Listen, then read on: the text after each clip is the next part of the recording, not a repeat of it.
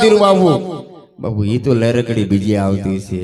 અને ઘણી ઠેકાણે બાપુ ફરમાશ આવે ધીરુ બાપુ ને કહો કે આંબો ભજન ઘણા બાપુએ ધીરુ બાપુએ ઘણા ભજન ગાયા હતા અને ઘણા ગાય છે પોતે પોતે બનાવી એમ કહેવા છે એટલા એમ કહેવા છે આત્માથી એમ કહેવા છે ભજન બનાવી અને મને તમને પીરીએ છે બાપુ આ ભજનની રાત કેવી છે ભજનની રાત જેવી બીજી કોઈ રાત નહીં હોલીની રાત જેવી બીજી કોઈ રાત નહીં સાધુનો સંગ જેવો બીજો કોઈ સંગ નહીં અને સાહેબ આ ભજનની અંદર આવેલો પ્રેમી આત્મા એવો આવે છે કે આયા ભજન કરે ઠીક થાય અને કરે હિત કામ આ હિત કાર્ય કરવા માટે એમ કહેવાય છે ધીરુ બાપુ સાહેબ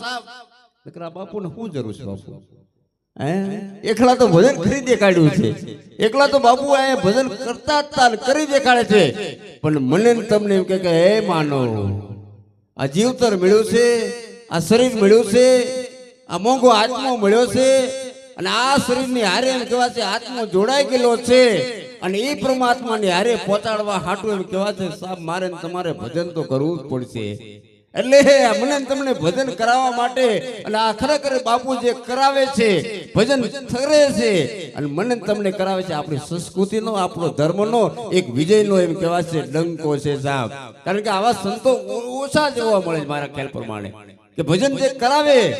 પણ કોઈ સવારથી વિના ભજન કરાવે સાહેબ ઈશ્વરે કુદરતે તમને આપ્યું સાહેબ તો તમે આયા ઠેકાણે વાપરો એ તો એક લેખે છે કારણ કે હરિહરે એટલું કરાવે ચા પાણી પાય ભજન થાય અને બાપુ ભોજન થાય ને અહીંયા હારે બેહીન બધાય માતાઓ બહેનો કોઈ એમ કહેવાય છે બાપુ મર્યાદાની અંદર આ પછી રખાવટની અંદર એટલે એટલા સહયોગથી બિંદાસથી આપણે આ સુખિયા ડુંગરની માંથી આવી અને આપણે કબૂલ કરી ના બાપુ ખરેખર અમે જાવી છીએ ઠેકાણે જાવી છીએ અને પૂરી રીતે મર્યાદાની અંદર જાવી છીએ કે અહીંયા ભજન થાય છે ધીરુ બાપુ છે એ ભાવથી ભજન મનન તમને કરાવે છે એટલે કુદરતી ઈશ્વરે તમને આપ્યું હોય સાહેબ આપ્યા જેવું થળવો છે કર્યા જેવું કાર્ય છે ભજન મળવું એટલું મુશ્કેલ છે પણ મને તમને એમ કહેવાય છે જો સુર સંગીત આપ્યું હોય તો બે ભજન ગાઓ એમાં આપણી ભરવાય છે સાહેબ બે ભજન કોઈ બી કલાકાર કોઈ બી ગવૈયો આવે અને મને તમને એમ કહેવાય છે ઈશ્વરનું જો ભજન લાગી જાય ને તો એના બ્રહ્માંડના એમ કહેવાય છે સાહેબ ઈશ્વરના જે ભજનની અંદર મને તમને જે સુરતા લાગી જાય ને એવું ભજનની અંદર સુરતા લાગી જાય સાહેબ બધા બાપુ ચા પાણી પાઈ દો પછી આપણી કાર્યક્રમની મૂળ બાપુ ને બાપુ ગણપતિની વંદના આપણે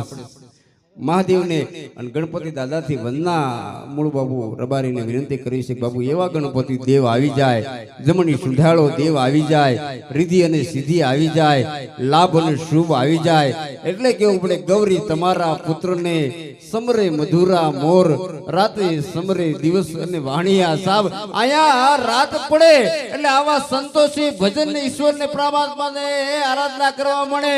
કોઈ ભક્તજનો છે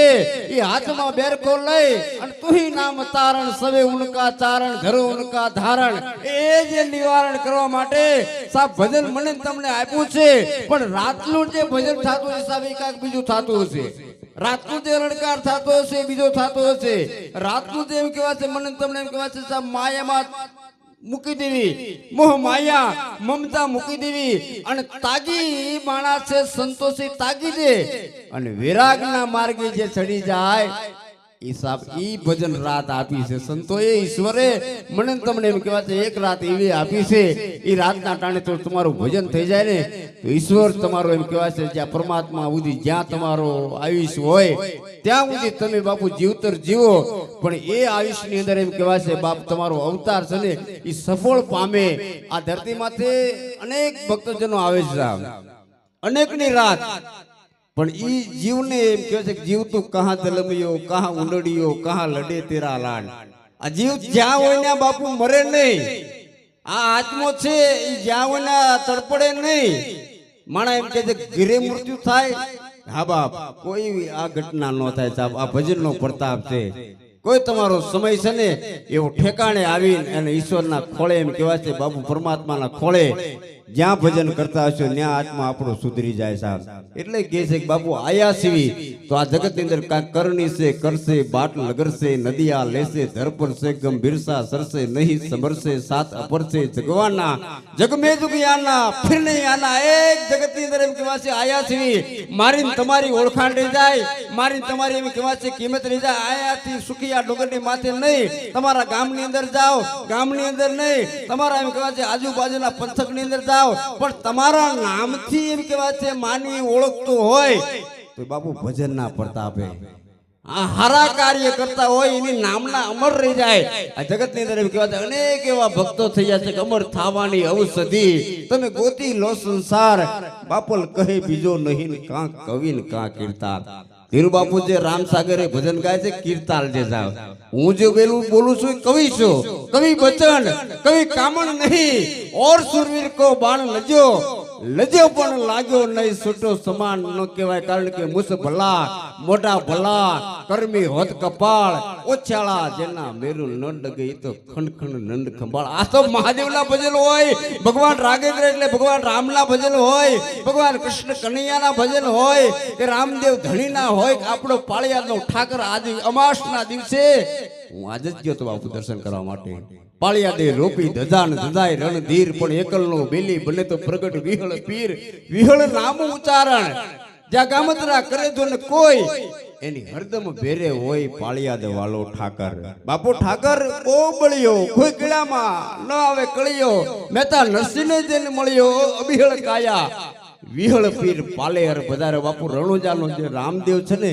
ઈ આ ધરતી માંથી આવ્યો. દાનવ માનવ દેવતા સુરાન ભગતા સંત અહીંયા બધાય આવીને વ્યા જાય છે, પણ એની યાદી એનું ભજન સમર્પણ મારે તમારે એમ કહેવા છે ખેંચીને અને પાછા ડુંગરના પહાડની માથે આવીને બધાય હારે બેહે એટલે નાદ કરીએ બોલો સુખનાથ મહાદેવ, બોલો સુખનાથ મહાદેવની જય. અને મૂળ બાપુને વિનંતી કરીએ, રૂડા ગણપતિ દાદાથી વંદના કરીએ. તમામ ભક્તજનો જે બહાર હોય એ બધાને આયા સાહેબ આવવું પડે ને હાજરી દેવી પડે એટલું નહીં, પણ બેહવું પડે. આ ભજન ની અંદર બહાર બેહાય નહીં સાહેબ, અહીંયા આવા છીએ તો હું કારણે અહીંયાથી જાવ. બહાર બેહવા બાજોટે નહીં, બાકડે નહીં, લાંબુ ડીલ કરી હોવા માટે નહીં. અહીંયા આયા છીએ સાહેબ આપણે ભજન કરવા માટે આયા છીએ સાહેબ. એટલે ભજન સાંભળવા માટે એટલું નહીં, આપણે વૈરાગી થઈ જવું છે. આપણે ગિરનારની અંદર જઈ અને ભગવા પહેરી અને એક માળા લઈ લેવી છે એવું નથી કરવું. પણ આપણા સંસારના માનવી છીએ સાહેબ, સંસારમાં લઈને ભજન કરવું સાહેબ. જેને લાગી સબ કહે લાગીને તલભાર,